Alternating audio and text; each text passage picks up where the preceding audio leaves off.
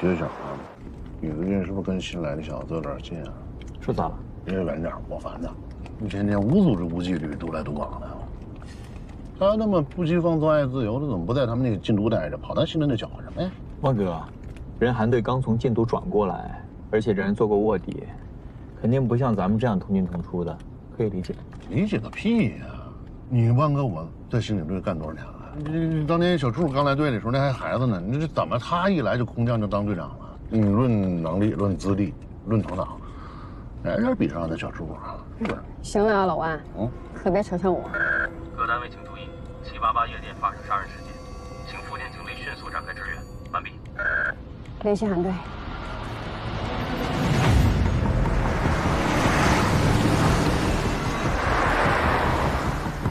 快点！小鱼盘旋！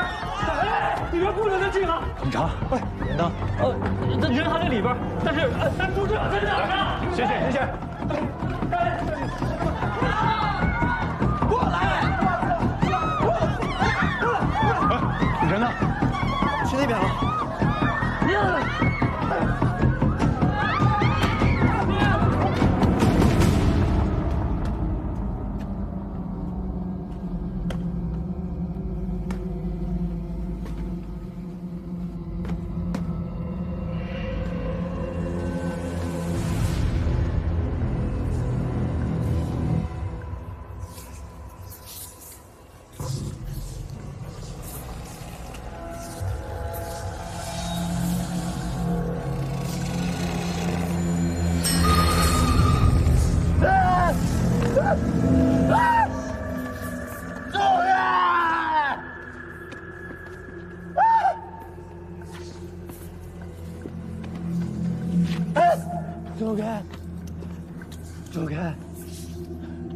走开！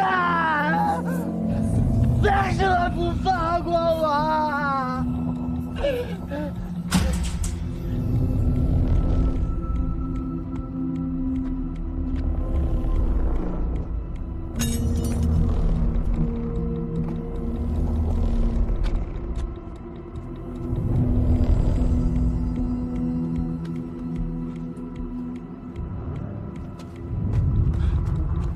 朋友，你下来，那儿危险！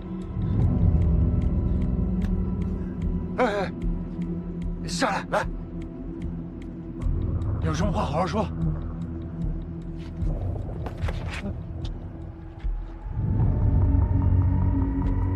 我怎么在这里？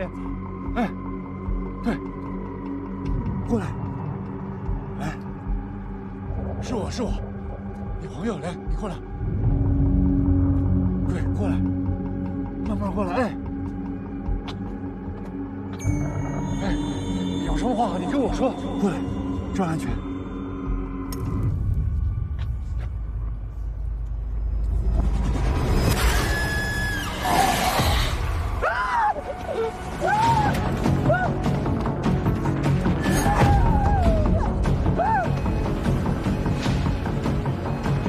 快！什么情况？首长，上面发生了砍人事件，现在我们正在实施疏散人群。这边，来，都往这边来。韩队，太后，来，让一下，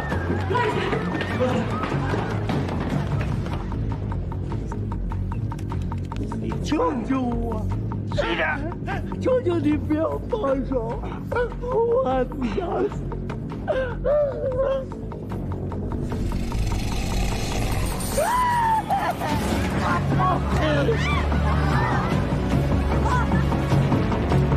关住门！放开我！放开我！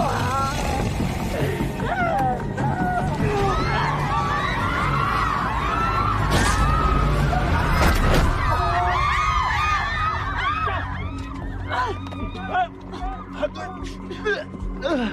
背后王队，大夫，你没事吧？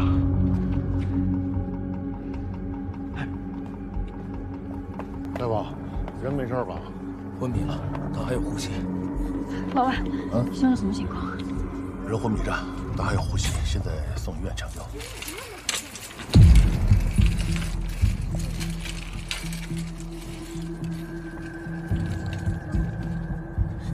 上面什么情况？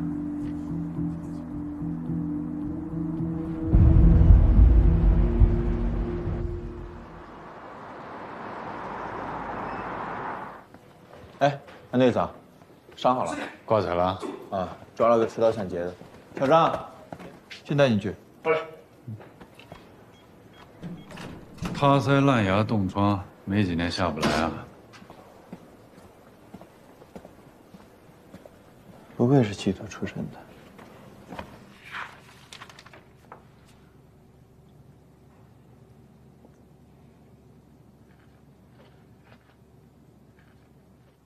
身上的伤都好了，已经没问题了。那现在正好有案子，你可以马上进入。好。哎，我问一下啊，这次回来有没有什么其他原因？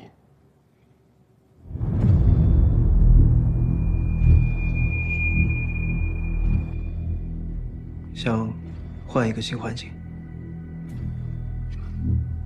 行，那就好好干。是。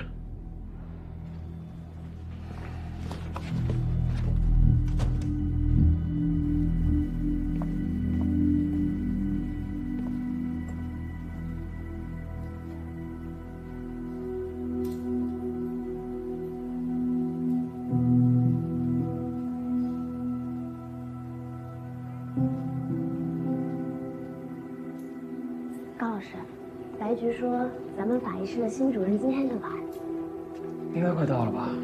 你好。你好，我是法医室新到的主任齐思哲。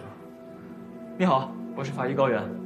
齐主任好，我是实习法医邱兰子。昨天晚上788夜店那名坠楼人员的血液样本，咱们法医室有吗？刚送到。可以带我去看看吗？可以啊，走吧。这边。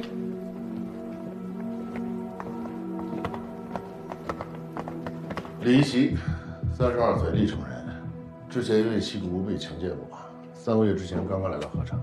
我们走访了昨晚上夜店的那些目击证人，他们都不认识他，也并不知道他当时为什么行凶。初步判断为这个随机行凶，具体情况只能等人醒了再审一审。小西，把楼梯间到顶楼的监控调出来。好。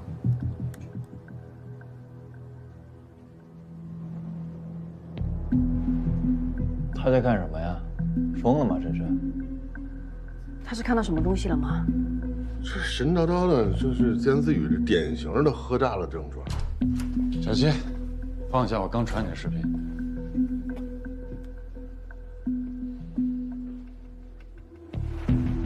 这个是李一奇在行凶前30分钟左右的状态。他们是在做什么交易吗？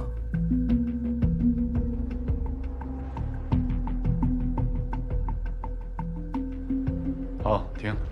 这个人是我之前在边南缉毒的时候抓的毒贩，叫江飞。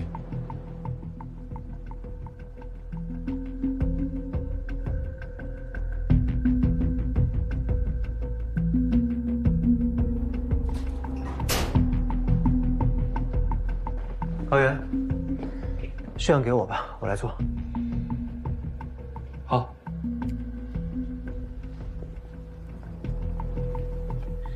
韩队，我能问一下你的那些视频来源吗？不能。我来3个月，也认识了不少人。是啊，不管黑猫白猫，抓到老鼠就是好猫。对，我们都是好。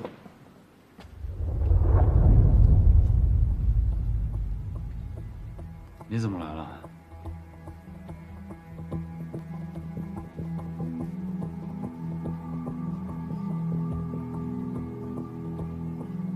你是驻队吧？我是合成市公安局新到任的法医室主任，我叫齐思哲。你好，我叫朱新月，很早就听说过你。李一奇的血液成分还需要进行对比，请你稍后。好，那我待会来找你。辛苦了，齐法医。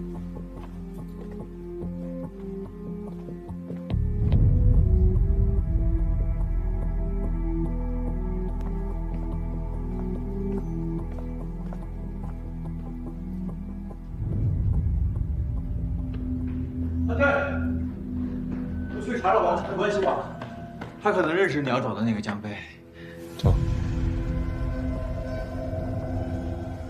警察同志，该说的我都说了，我这是个吸毒的，咱这不是第一次了，该怎么着怎么着。你是不是还是这个态度？海洛因、K 粉、冰毒、麻古。警官，那些我哪买得起啊？我平时就是搞点燃料，解瘾。什么是燃料？大麻，这些都搞不起，所以就持械伤人、抢劫。不，警官，我那些不都是为了那口吗？平时没钱了我才去那啥的。认识这个人吗？他贩毒，你呢？你也参与了吧？你们是不是一起的？一起贩毒多久了？从什么时候开始的？我只吸毒，不贩毒。这个家伙，江飞这个家伙卖什么货跟我一点关系都没有。江飞他卖的货我从来都不参与的，真的，警官。你怎么知道他叫江飞？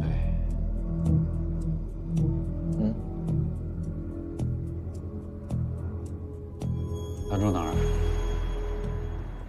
习主任，李一奇的毒检报告出来了，在列的药物、毒品清单都验过了，李一奇体内都是未检出。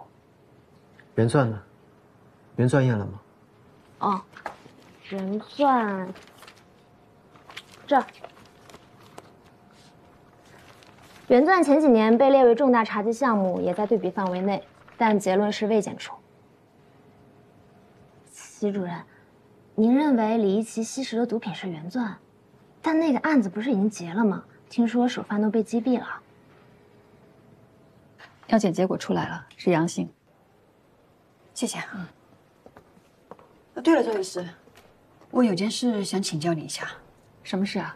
我想问一下，您知道有哪些药品会导致人有致幻的反应吗？是个毒贩。啊，我们还在调查。你听说过一种毒品叫原钻吗？原钻，听过。听说前几年我们局里花了很大的力气，才让它从市面上消除。这个原钻对大脑的损伤极大，它能够引发严重的致幻伤人行为。我以前验过许多死者，都是死于它。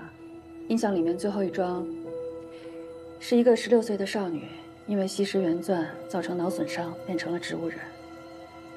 原钻算是我这些年接触下来危害最大的致幻类毒品。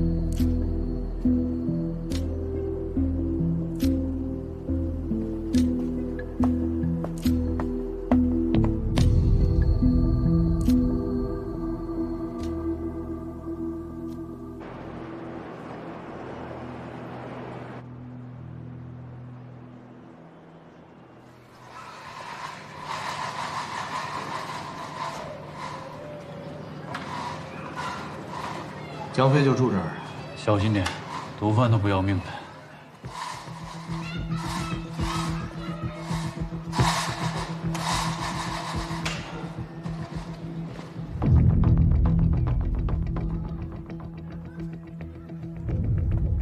江飞这个家伙狡兔三窟的，他具体在哪个窟，得你们自己一个一个去找。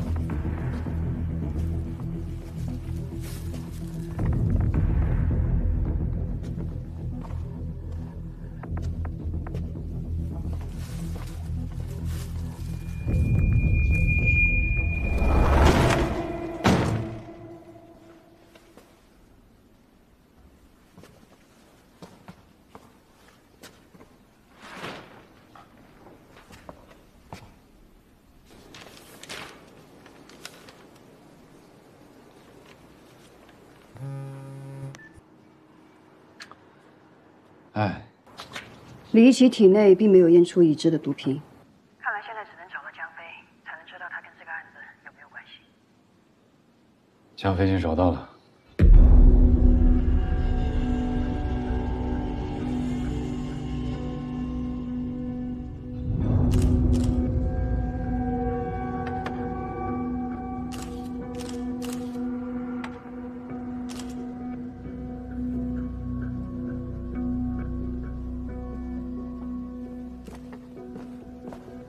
团队，痕检组采集到了很多残缺、无序的指纹，初步推测大部分都是日常生活痕迹，资料都在这了。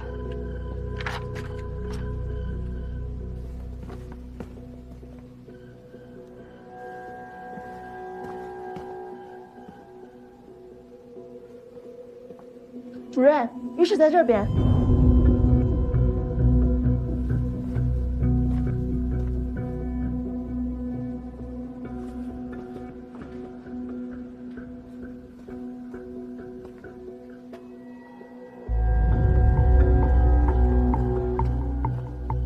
谢主任，情况怎么样？手脚处的皮肤有褶皱，应该是泡水的缘故。不过因为有浴缸在，所以底部有积水也正常。而且我检查过了全身，并没有明显的外伤伤口。徐法医，没有外伤可以判断死亡原因吗？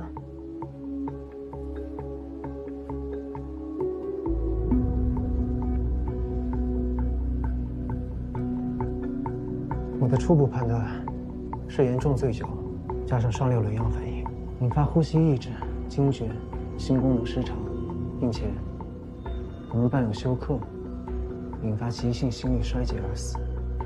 说白了就是头孢配酒，说走就走。所以这应该是意外死亡。目前看是，不过具体的死因还要解剖了之后才能知道。高远，安排把尸体送回局里，我来解剖。好。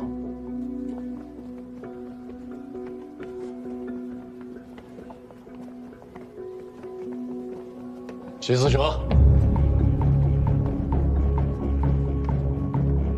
你特意调过来，到底什么目的？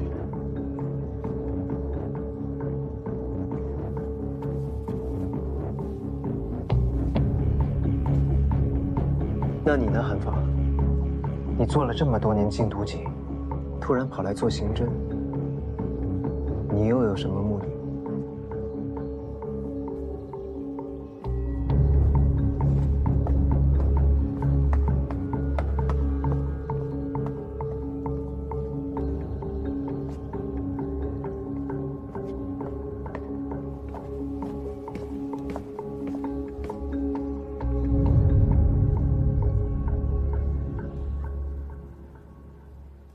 江飞有可能不止一个住处。老万，不然你再去昆都问一下，有没有其他人见过他。行，那我换件衣服就去。小溪，江飞这几天的行踪都要查，尤其是这2天，有消息通知我。好。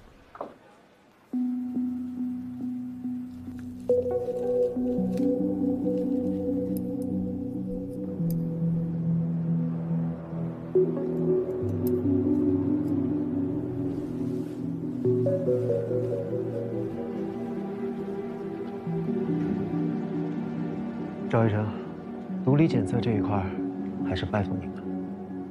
托齐主任的福，以后我的工作量就会大大减少，也不用经常过来熬夜了。谢谢你，辛苦了。那我先去整理毒品采样。齐主任，我先去准备存放尸体的冰柜，是要填一下这个尸检报告。尸检报告我来填吧，你存放尸体。好。齐主任，我留下来拍照记录，尸体我一会儿送过去。好。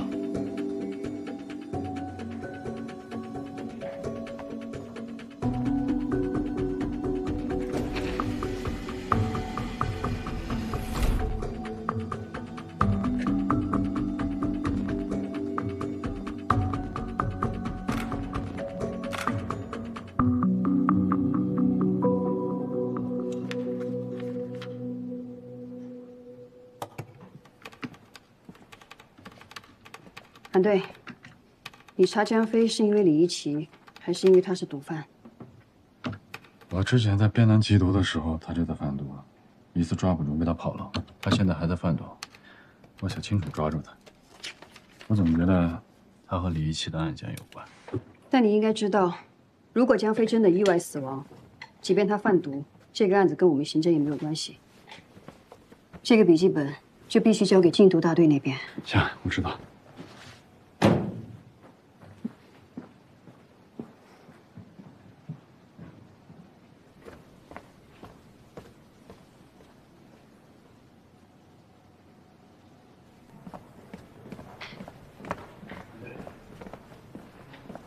江飞的事情结束了。啊，韩队，江飞的尸体怎么样？有什么发现？没什么发现。那韩队，我下班了，我就先走了。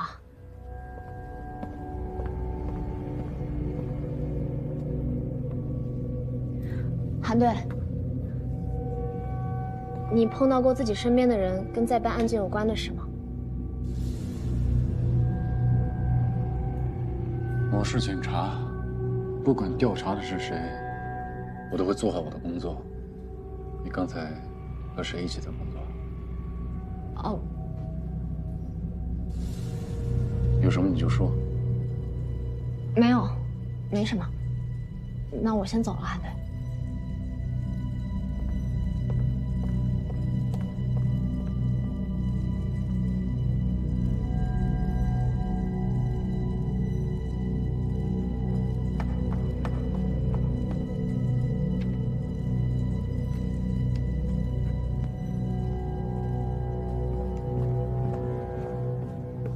尸检报告不是一直高远在做吗？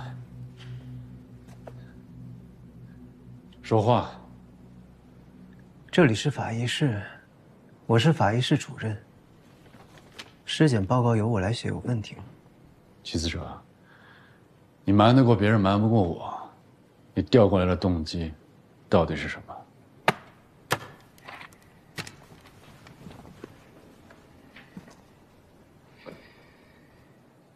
那你呢，韩风？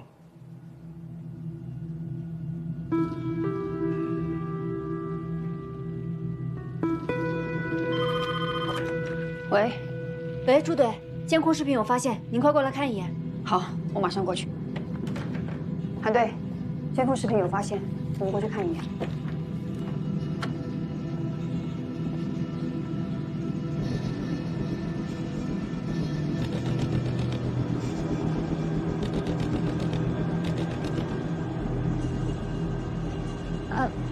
喂，朱队，你在哪儿呢？我有件事儿想跟你说，有关江飞尸体的。好，10分钟之后，我跟韩队去法医办公室找你。哦，好。驻队韩队，我在江飞家附近发现一个可疑人物，这个黑衣人一直尾随江飞，直到他家楼下，同时也查了李一奇伤人那天夜店的监控，发现那个可疑人物也在那儿。放一下。辉哥，放夜店监控。能看清脸吗？给我点时间。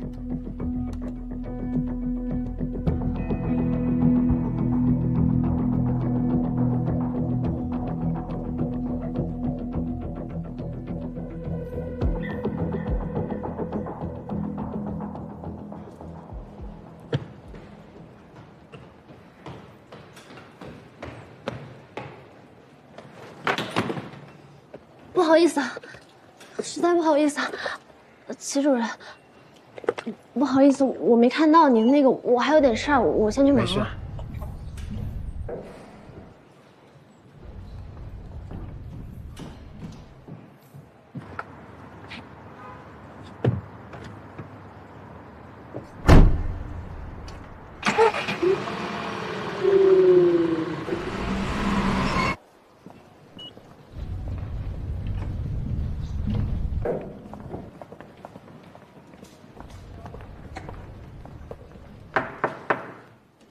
柯兰子，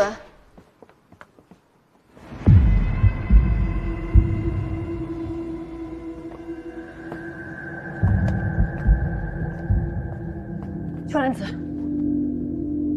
秋兰子，兰子，兰子，死了。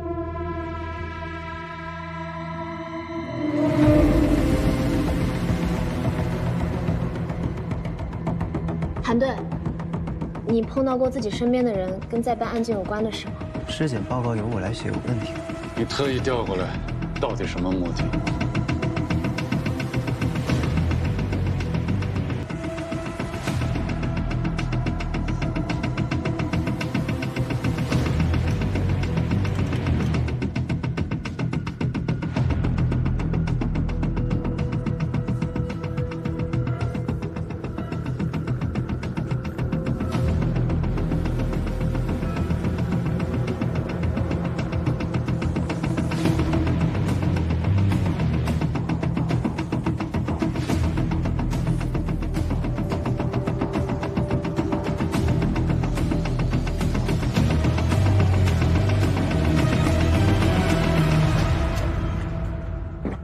走。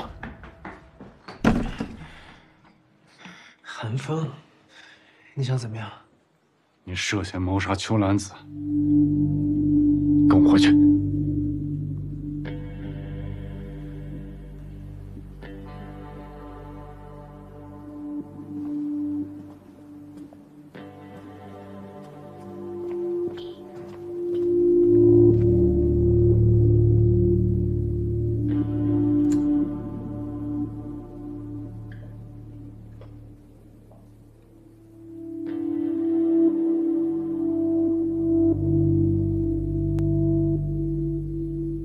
公安局发生命案，前所未闻。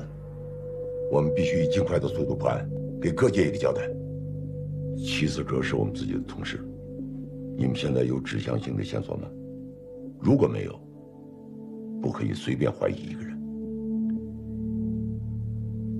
我们在江飞家附近还有788的夜店监控里，都发现了齐法医曾经出现在案发现场。还有呢？秋兰子死前曾经给我打过一个电话。喂，朱队，你在哪儿呢？我有件事儿想跟你说，有关江飞尸体的。刚才我们调阅局里的监控显示，秋兰子最后一个见到的人就是起死者。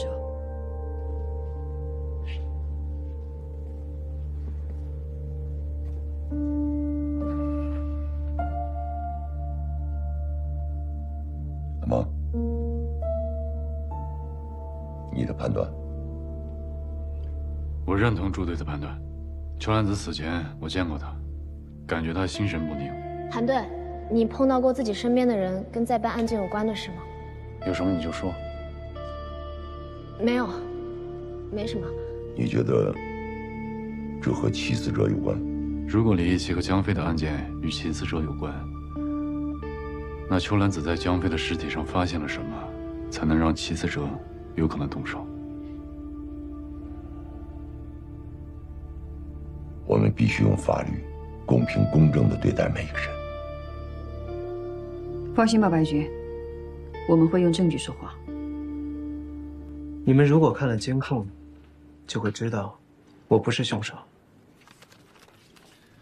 你去江飞家做什么？李一起伤人那天你也在现场，后来你也去医院找了他，为什么？我是在熟悉这个城市最容易犯罪的地方，因为我不仅是一名法医，我还是一名警察。你觉得你这样说我们会相信你吗？啊？是啊，韩风，你什么时候相信过我呢？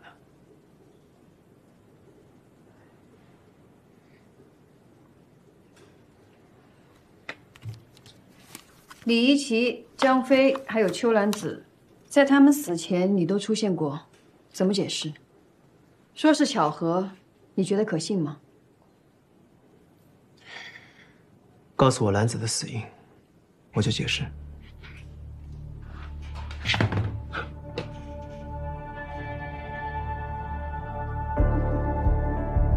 你是不是在这个时候调包了秋兰子的水？高原现在初步判定，秋兰子的死于急性氰化钾中毒，这个水瓶上有你的指纹，你解释吧。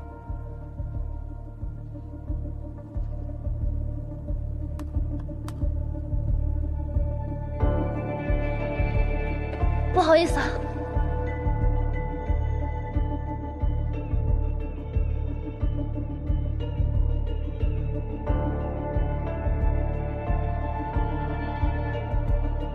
从兰子捡起这瓶水，到我们发现她身亡，中间只有不到3分钟。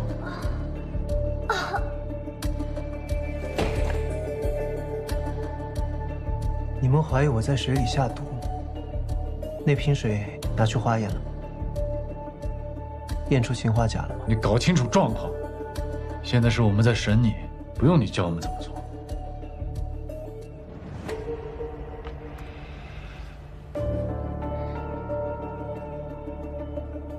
那在尸检报告和化验结果出来之前，我想我们没什么可说的了。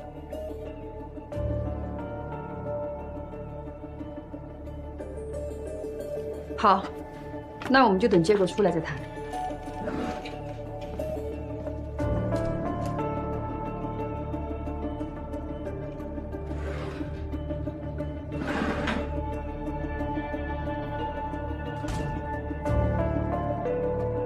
邱阿姨，请节哀。你放心，我们一定会找到凶手的。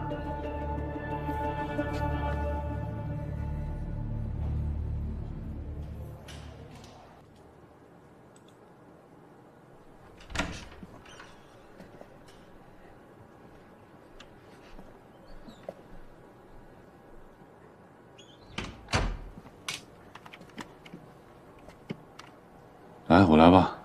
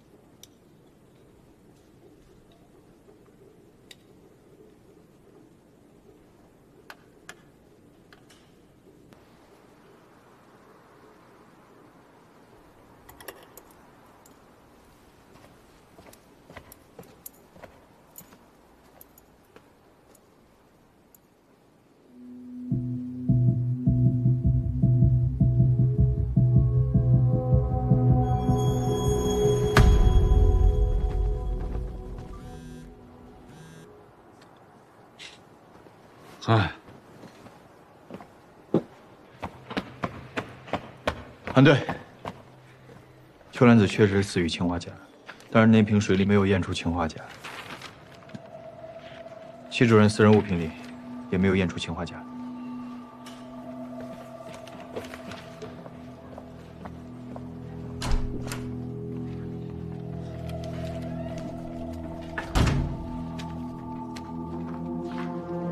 结果已经出来了，秋兰子死于氰化钾。她中毒之前只有跟你接触过，怎么解释？那瓶水呢？验出氰化钾了吗？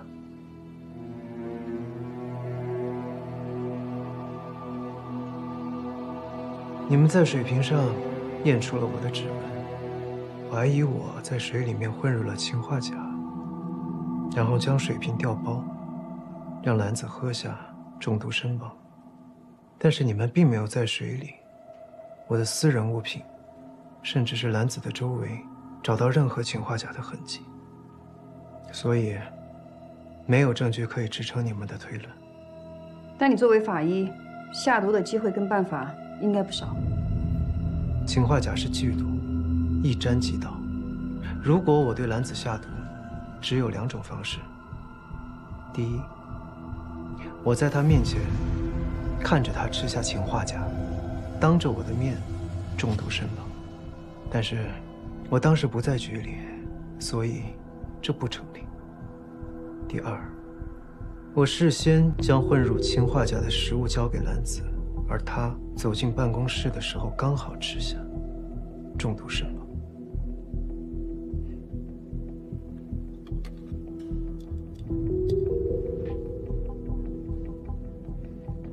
那如果是这个逻辑，不仅仅是我，这个局里，甚至是兰子走后遇见的任何一个人，都有可能是凶手。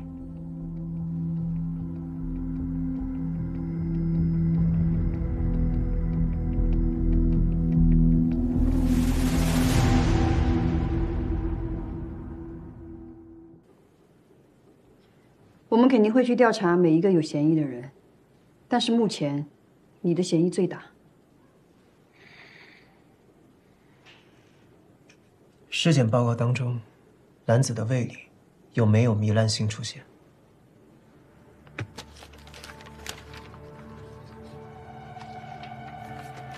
她的胃里有没有发现什么异物？请继续你的推论。一个死于氰化钾中毒的人，你们却找不到凶手是在什么时候、什么地点下的氰化钾，那这说明氰化钾早就在兰子体内了。你的意思是，没有凶手，秋兰子自己毒死自己？你们之所以会在那瓶水上验出我的指纹，那是因为那根本不是兰子该喝的水。朱队，朱队，齐主任怎么说？他认为氰化钾早就存在于秋兰子的体内。他怎么知道的？报告不是刚刚才送你去吗？你知道有一种办案的方式叫隔空办案吗？就是人没有到现场，但可以根据现场的状态以及尸体的状态还原真相。说是少数的法医可以做到这一点，其死者就是其中一个。高原，去实验室查一下他用过的器具，跟秋兰子手边那瓶水做下比对。好，我也去。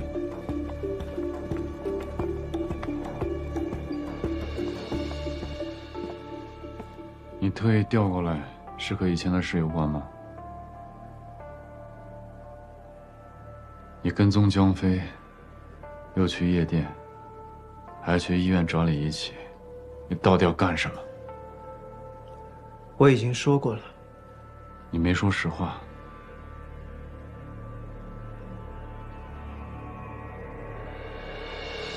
韩风，你真的相信我会杀一个刚认识不久的实习法医吗？你心里清楚，不可能是我。我相不相信不重要，重要的是我要查出真相。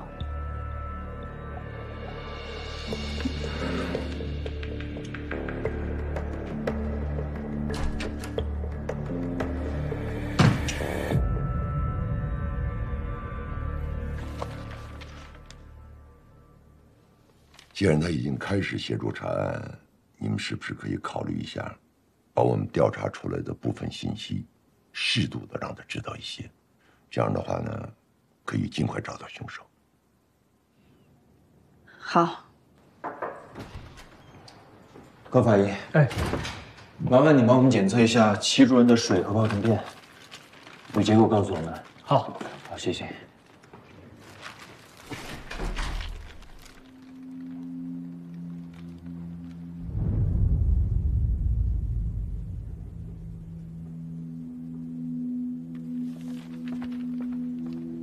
韩队出队，结果出来了。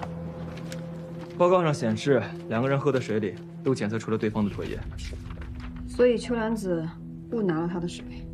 对，兰子死前喝的那瓶水应该就是齐主任的苏打水，而齐主任的包里只是普通的矿泉水。好，先走了。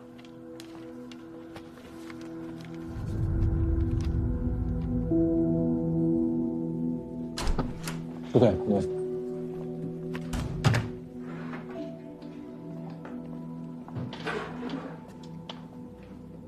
你们现在应该已经知道，那瓶水上为什么会有我的指纹。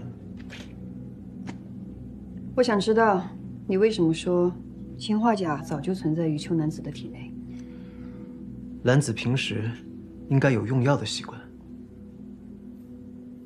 兰子的包里的确发现一瓶胃药。什么药？奥美拉唑。尸检还发现了什么？胃里发现了2个药物胶囊，外壳有被融化的迹象，其中有一颗有破损。最后一个问题，兰子的药瓶里还剩几颗？还剩1颗。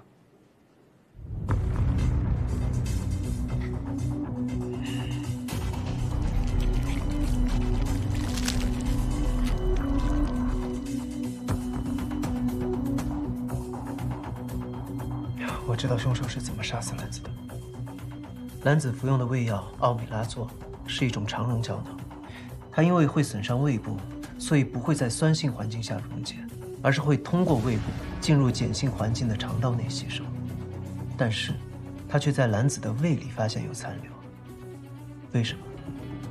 秋兰子误拿了你的水，喝的是苏打水，加速了胶囊的溶解。肠溶胶囊的外衣是缓释的，应该在4到12个小时起作用。但如果喝了苏打水，那么这个时间就会大大的缩短。所以氰化钾是藏在了秋兰子胃药的胶囊里。兰子胃里发现的2颗胶囊，其中1颗有破损。我相信，凶手在往里面塞氰化钾的时候，应该也发现了。胶囊的外壳被苏打水溶解了一部分之后，里面的氰化钾会直接与胃黏膜接触，强腐蚀性一定会造成胃黏膜的糜烂性出现。怎么证明？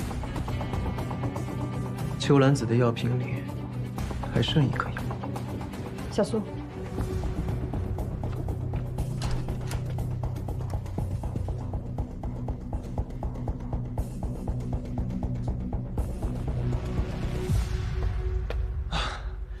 不好意思啊，赵医生，本来跟合成的合作都要结束了，听说您要出国了，还要麻烦你回来帮忙。没事儿，你们有需求我肯定会来的。出什么事儿了？要我检测什么？齐主任之前推论，死者可能服下了含有氰化钾的奥美拉唑胶囊，但因为误喝了苏打水，使原本应该在肠道里溶解的胶囊提前在胃里溶解。胶囊的外壳已经在死者的胃里找到。所以这次麻烦你过来，是需要帮忙检测一下死者药瓶里只仅剩的一粒药丸。我来做。麻烦了。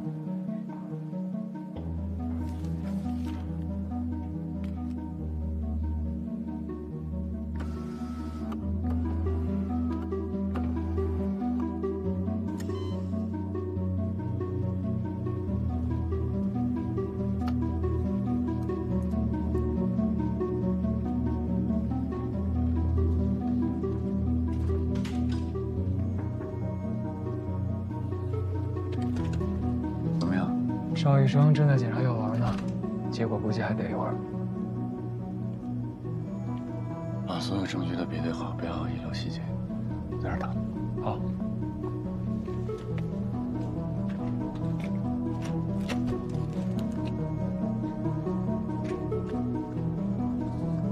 奥美拉唑的服用方式是1天3颗，早1颗，晚2颗。如果凶手的目的是要确保兰子死在当天的夜里，那他就一定要保证兰子在晚上吃下的2颗药丸当中，至少有1颗是带毒的药丸。如果凶手只毒1颗，那么兰子有1/3的概率会在第2天早上才吃下带毒的药丸。如果凶手毒3颗，那么他就一定会在药瓶内留下1颗带毒的药丸作为罪证。所以，毒2颗对于凶手来说是最优的选择。如果秋兰子把2颗带毒的药都吃下，剩下的那1颗药我们就检测不出证据了。兰子将2颗带毒的药丸全部吃下的概率是1/3，也就是说，凶手也只有1/3的概率不会在药瓶内留下罪证。所以我们只能赌剩下的那1颗。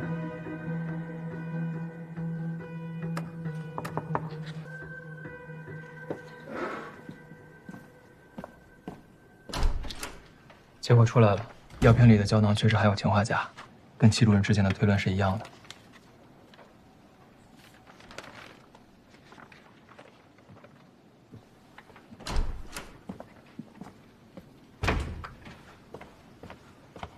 齐法医，你暂时摆脱了嫌疑，可以离开了。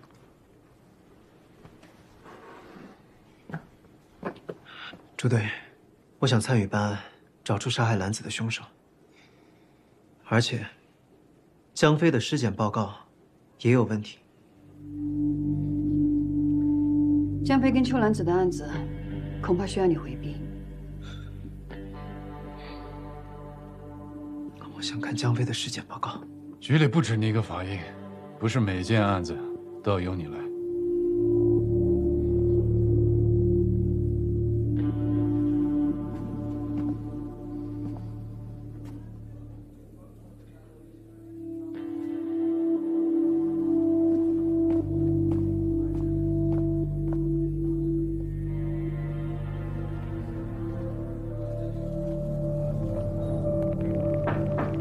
进来。白局，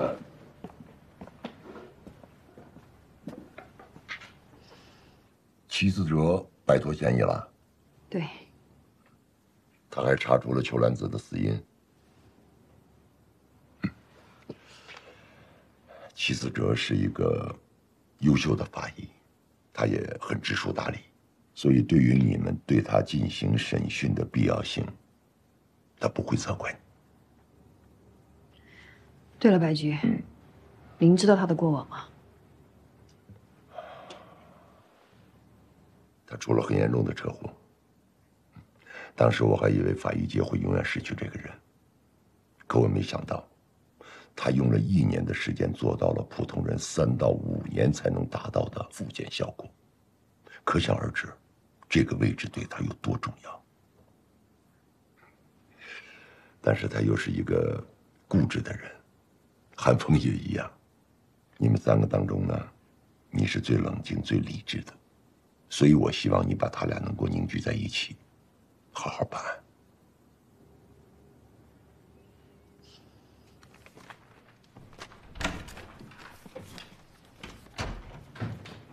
小西呢？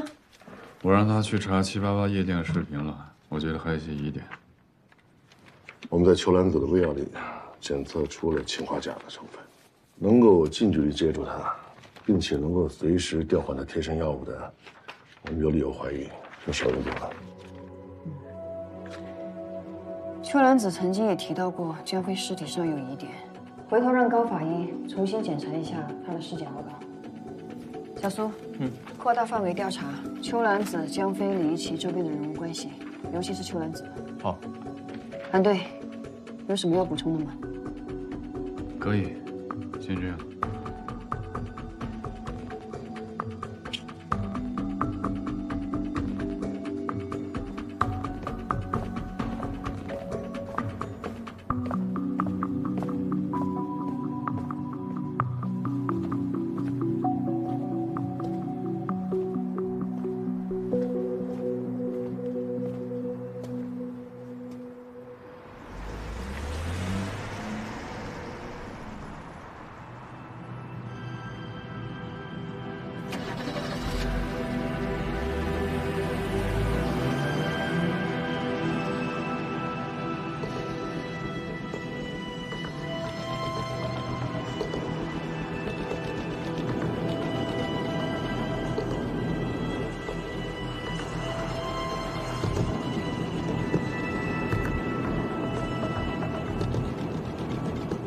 欣，怎么样？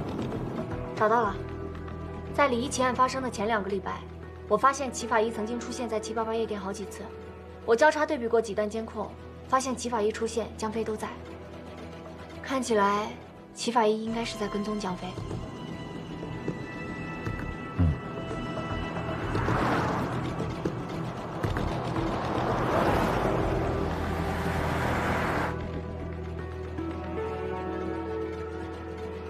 不对，这是齐死者的资料。他2年前发生了很严重的车祸，他车上一名女性乘客当场死亡。不对，他还有什么问题吗？你先去忙吧。好。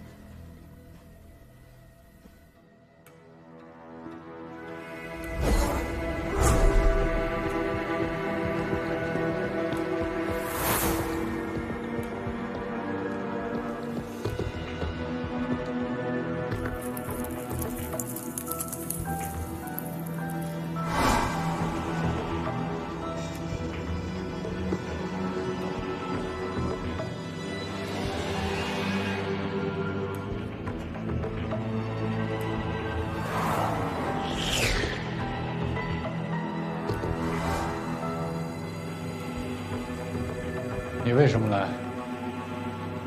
为什么跟踪李一奇和江飞？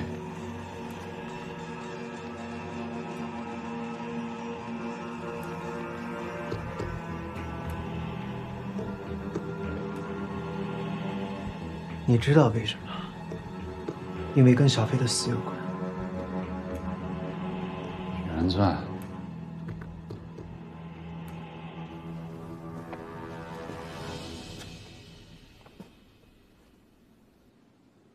你是为了原钻案才来的？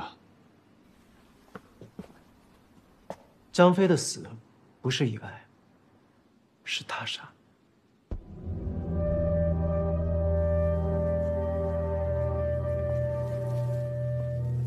江飞的尸体是在中午11点半左右被发现，尸温与室温相同，22度，胸口处有点状、方块状的痕迹，呈鲜红色。尸体侧面的尸斑呈片状，暗红色。有什么问题吗？鲜红色尸斑跟推断的死亡时间有冲突，室温下降速度属于异常，这存在2种可能：第一，凶手有意要混淆死亡时间；二，凶手的行凶手法会影响尸体的温度。我认为2的几率大于1，因此，我猜测江飞很有可能冻死，在江飞自己家吗？可是他家并没有这样的环境啊。有一个地方可以。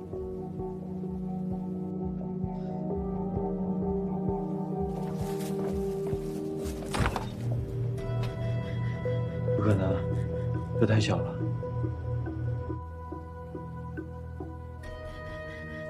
凶手如果是将江飞塞进冰箱里，那么江飞的尸体上一定会留下很多伤痕以及痕迹。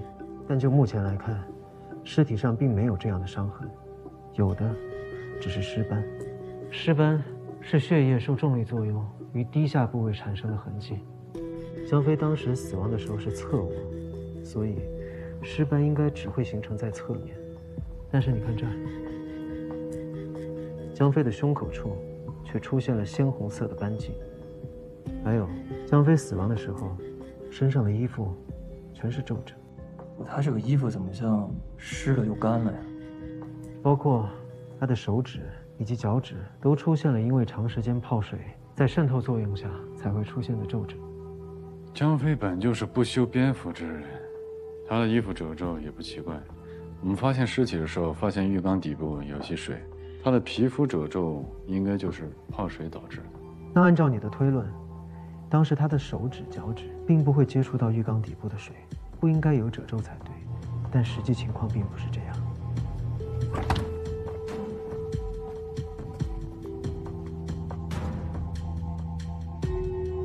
所以江飞不是冻死在冰柜里，而是在浴缸里被冻死的。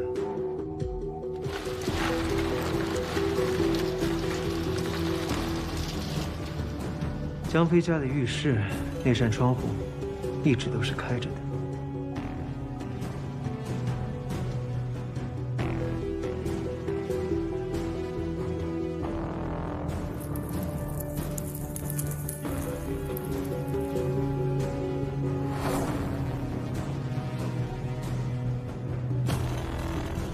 尸体被发现的时候，冰块虽然已经融化了，但是尸体上却留下了冻伤的痕迹。他胸口这片鲜红色的斑迹，就是最好的证明。这也是因为在低温情况下各脏器衰竭而造成。从现场的痕迹来看，所有情况符合齐法医说的。知道了。所以韩芳，你现在愿意相信江飞的死不是意外，是他杀了吗？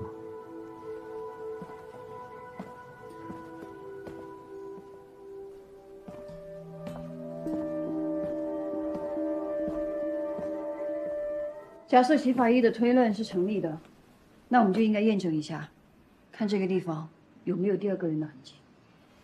再仔细搜一下。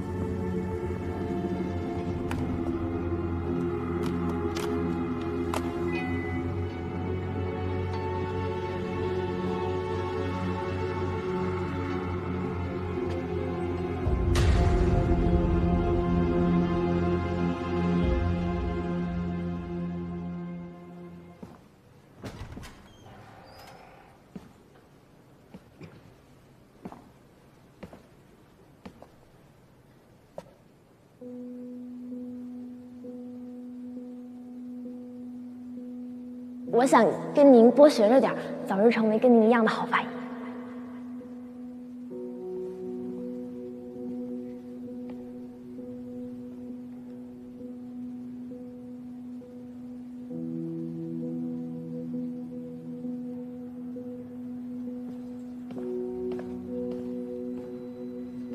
朱队，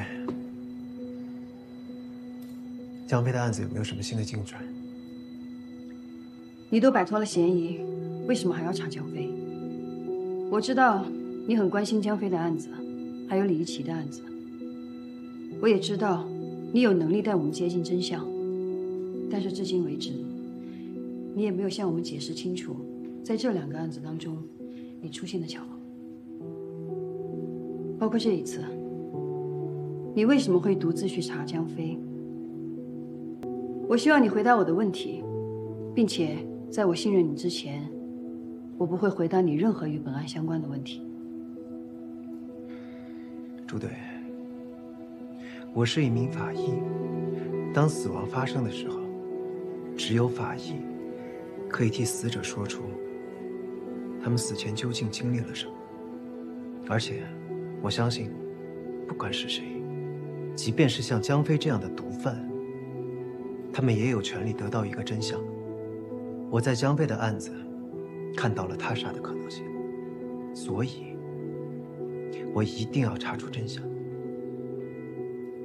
但是他又是一个固执的人，韩风也一样，所以我希望你把他俩能够凝聚在一起，好好办案。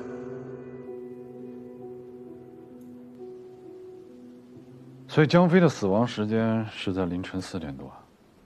对，如果江飞是被冻死的，那么他尸体的温度本来就比正常的要低，所以相对的降温时间也会缩短。韩队，江飞被冻死是齐法医推论的，让他给我们讲述一下吧。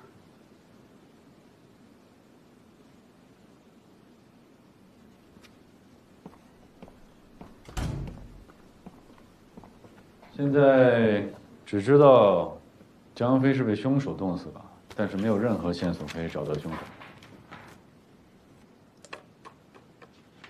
凶手在江飞醉酒的情况下，让他吃下头孢，造成双硫仑样反应，并且在他昏迷的时候以冰激动身体，导致全身各脏器，尤其是心脏衰竭而死，说明凶手对人体机能有一定的了解。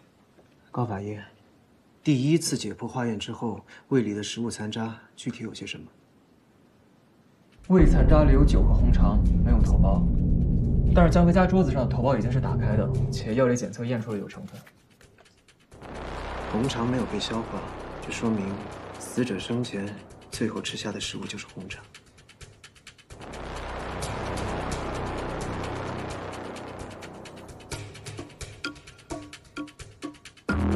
现场有找到把刀吗？没有。红肠有被刀切过的痕迹，却没有找到刀，会不会被人拿走了？江飞的尸体上没有任何的外伤，就算有刀，也不可能是凶器。凶手为什么把刀带走？你们在现场做卢米诺了吗？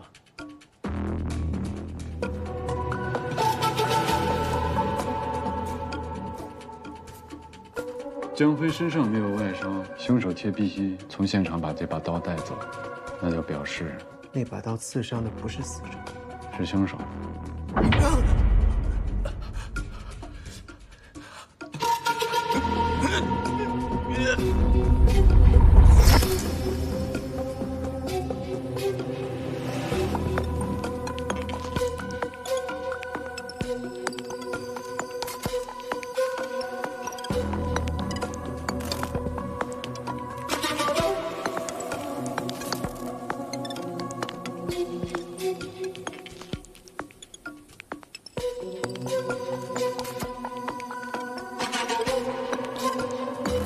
这如果不是江飞的血，就只能是凶手的了。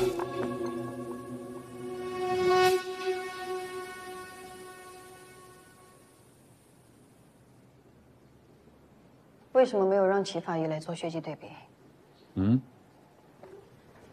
比对结果出来了，资料库里没有符合的记录。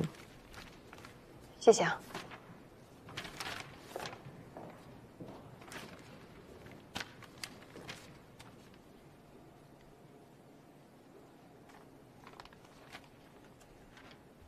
目前这几起案件的时间顺序是：7号晚上，邱兰子跟着我们一起去参加了788夜店杀人案的调查。紧接着，他跟高法医还有齐法医一起去做了离奇血液检测比对工作，一直到隔天。第二天中午，我们发现了江飞的尸体，邱兰子随后到了现场。当晚，他同齐法医还有高法医对江飞的尸体进行了解剖。我们在邱兰子的胃部发现了胃药的肠溶胶囊残片。按照药物溶解的速度以及时间线来推演，邱兰子服用胃药的时间，应该是在解剖完江飞的尸体之后，到他死亡的这段时间之内。邱兰子第一次离开分局遇到我的时间是晚上9点左右。 2个小时后，我接到了邱兰子的电话。邱兰子说，发现了江飞尸体的线索。10分钟之后，我跟韩队赶到法医办公室时，就已经发现了他的尸体。胃药是在他的随身物品中发现的，他平时的东西都放在更衣室的储藏柜里。那边监控有什么新发现吗？更衣室那层没有监控，那边进进出出都是下班的人。而且白局的意思是，先不要扩大调查范围，先小范围锁定嫌疑人再说。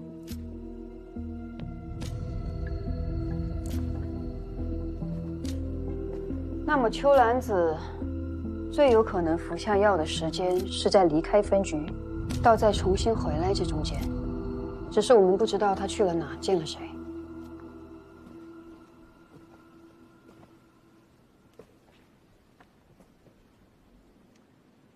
江飞呢？大家不要忘了，邱兰子在临死前说是有江飞死因的信息。江飞是喝醉了回的家，他在哪儿喝的酒，跟什么人喝的酒，查出来了吗？他不用移动支付和刷卡，都是用现金，所以很难查到他的消费记录。这种人是这样的，生怕留下什么线索。老万，你跟我去酒吧查一下江飞在喝酒之前的行动轨迹。小西，你们去查一下邱兰子离开分局以后都见过些什么人，我们分头行动。好。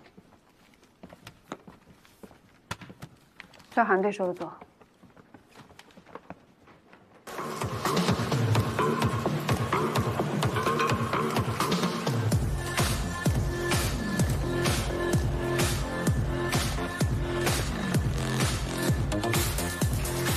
韩哥，就是。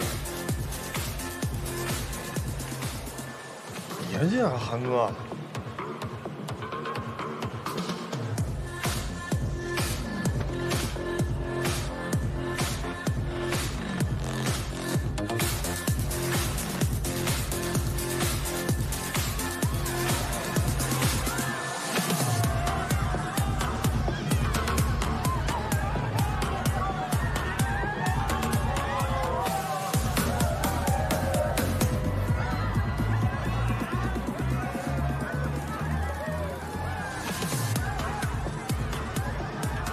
这老板，这都正规经营，正规经营搞得神神秘秘的，进来还需要人带，这你就不懂了吧？这是噱头，只有人带才能进来，才会有更多的人想进来。有头脑。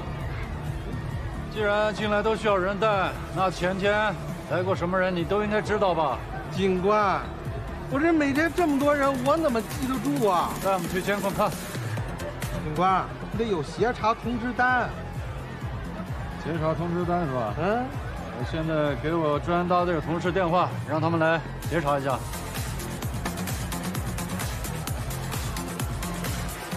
哥，你想看啥我都给你。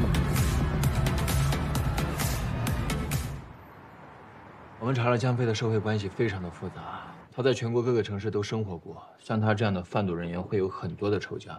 如果单纯从杀人动机来看的话，嫌疑人就不会少。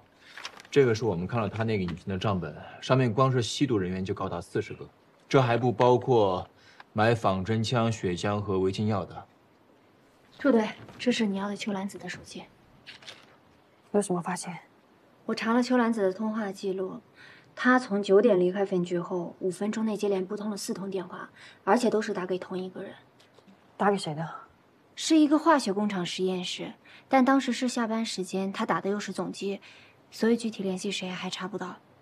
一定要查到这个工厂跟邱兰子到底是什么关系。好，朱队，你们查过邱兰子的手机了吗？小西刚才拿过来了。我看了邱兰子离开分局前后的监控视频，她一直在刷手机。我想起韩队那天跟我说，他在见到邱兰子的时候，邱兰子也在焦虑地刷手机。他手机里面一定有什么线索，只是他当时还没来得及告诉我们。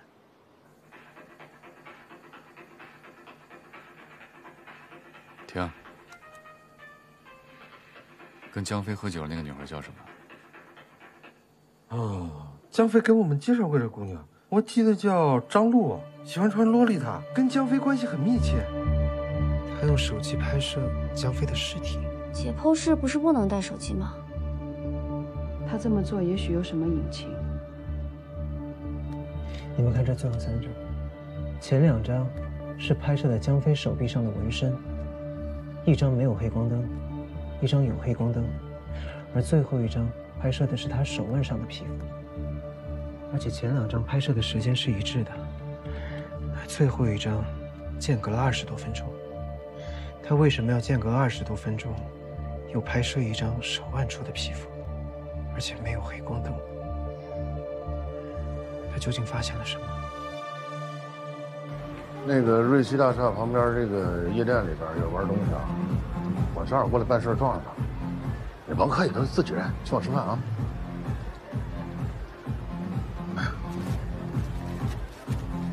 老万，辛苦了。有啥全个新状态。不是朱队吗？非让我跟你一块出任务，没什么辛苦的。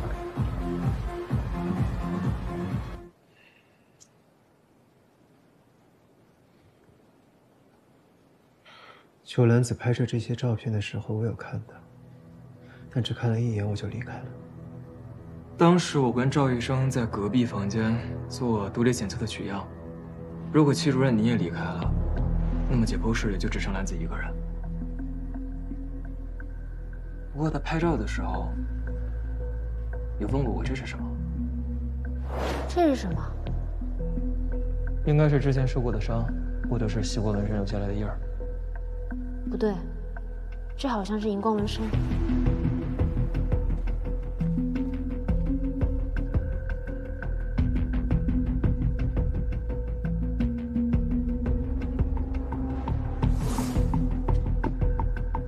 2张拍摄左手小臂的纹身，1张原色，1张黑光灯。如果按照前2张的拍摄逻辑，那么应该还有1张黑光灯的照片。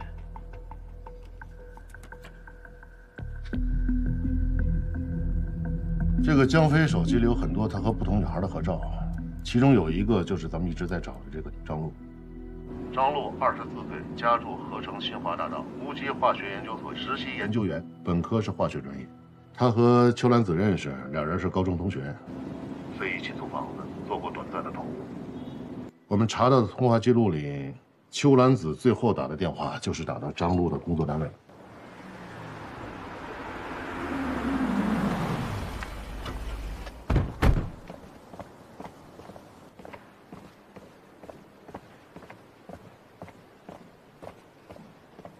你说看到张璐和裘兰子那天吵架是吧？是的，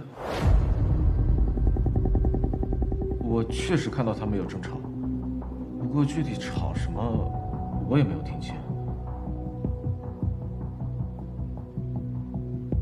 当我走的时候，看到那个女孩身体不太舒服，吃了些药。你确定邱兰子当时有吃药吗？我确定的。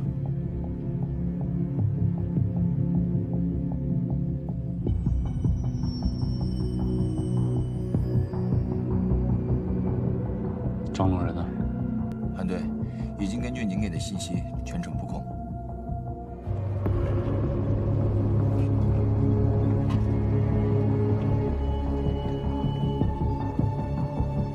您好，身份证、驾驶证出示一下，后备箱打开一下。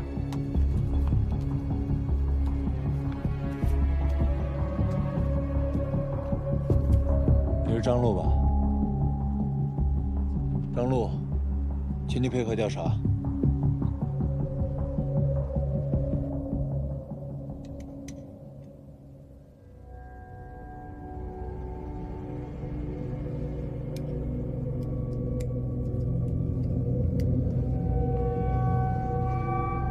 张璐，24岁，合成无机化学研究所研究员。7月7号晚，你是不是和江飞在云金大厦地下酒吧喝酒？是。然后你就跟他回家了？没有，我喝了几杯就回自己家了。有人可以证明吗？证明？什么证明？我一个人住，能有什么证明？那就说明没有人可以证明你当晚是在自己家过的夜。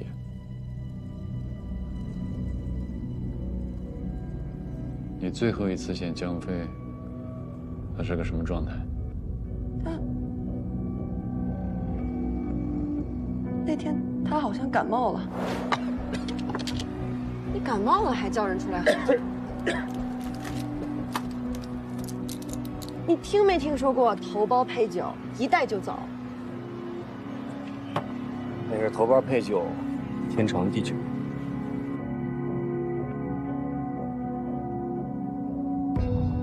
尸体的伤怎么来的？做实验，割伤的。邱兰子去实验室找你说了什么？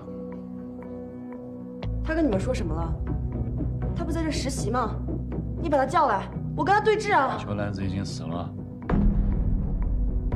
是不是你杀的？死了？他怎么可能？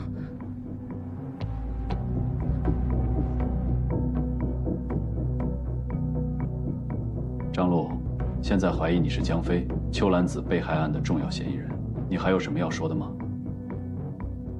如果张璐的血迹跟我们在江飞家采样的血迹吻合，那他就最有可能是杀害江飞的凶手。我没有杀人，我没有，我真的没有。你老老实实回答问题。老子跟你说什么了？他跟我说，江飞死了，他在尸体上看到了我的名字。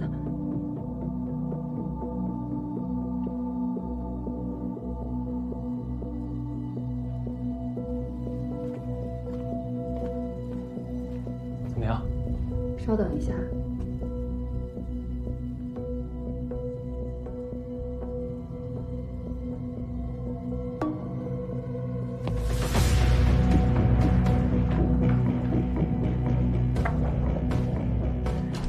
苏队，比对结果出来了。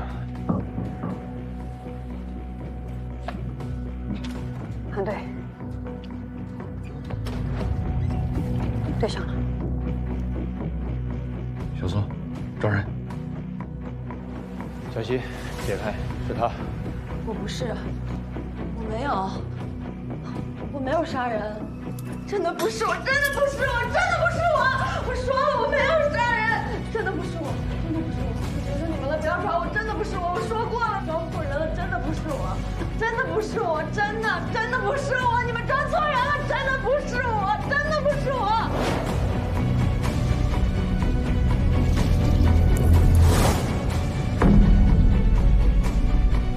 我们抓错人了，凶手不是他。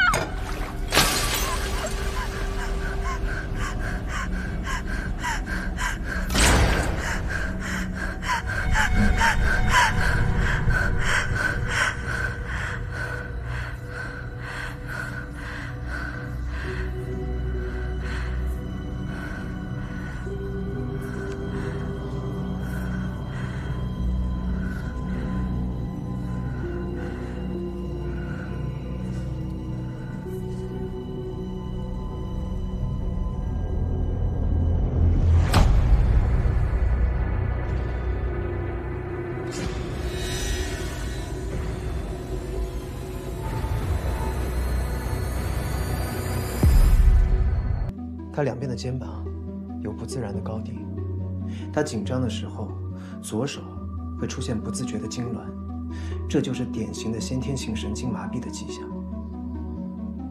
而我们要找的凶手，必须要拥有可以移动江飞尸体的体型和力气。但是先天性神经麻痹的人，绝对不可能独自处理江飞的尸体。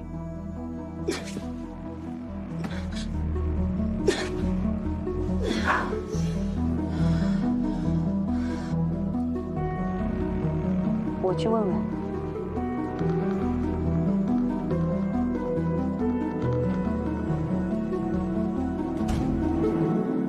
南炮，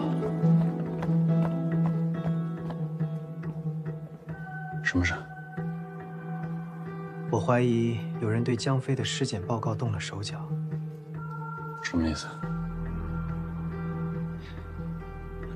你调转到这里来多久了？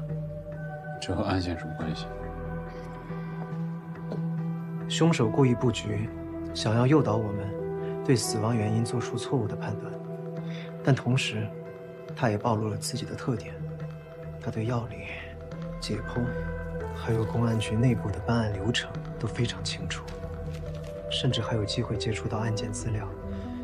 符合这些特征，只有公安局内部的人。你的意思是，凶手是自己人？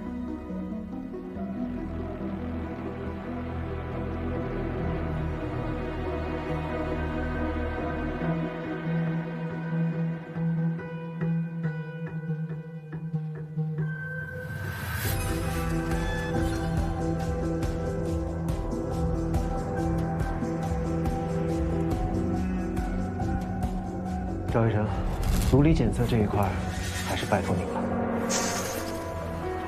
托齐主任的福，以后我的工作量就会大大减少，也不用经常过来熬夜了。谢谢你，辛苦了。我先去整理毒品采样。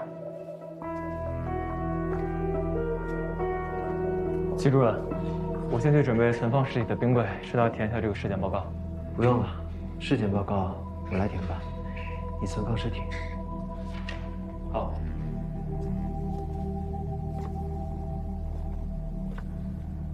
齐主任，我留下来拍照记录，尸体我一会儿送过去。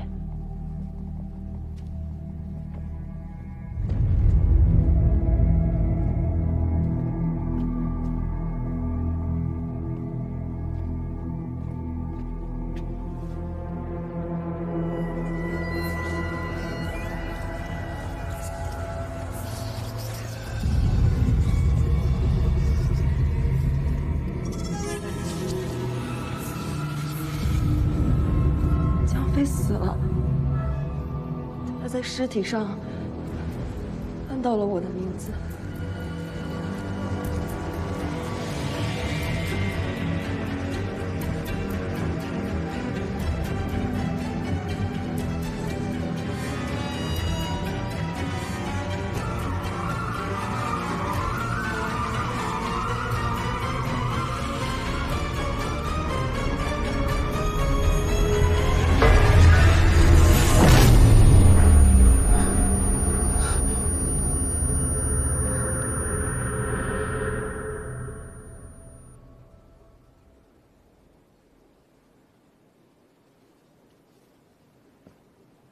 尸体有被动过的痕迹。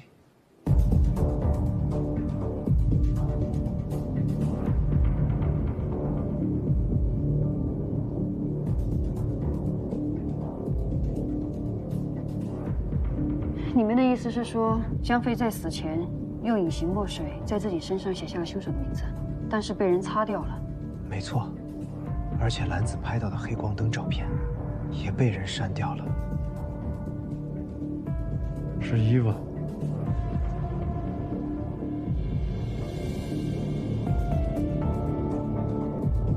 你的英文名是不是叫伊娃？伊娃这名字是江飞起的，他带我出去玩，逢人就介绍说我叫伊娃，他还让我穿那套洛丽塔的衣服，那衣服就是他买的，他给我很多钱和礼物，我没有理由杀他呀。他死了对我没有任何好处。那天晚上你跟江飞在酒吧见面，你说他感冒了，吃了头孢。对。那盒头孢在哪？我带走了，现在应该在实验室的桌上。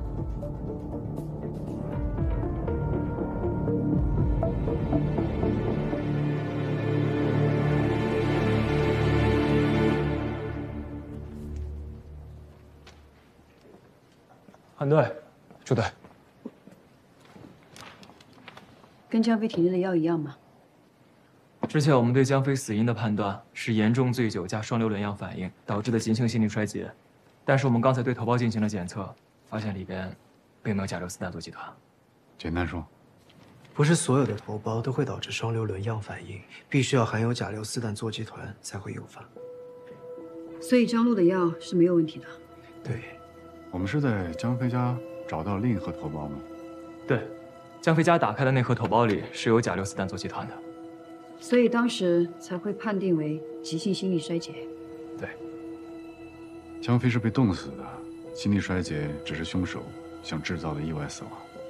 如果张璐真的是凶手的话，他不会告诉我们江飞吃了那盒药，那会让意外死亡的推论不成立。继续查吧。好。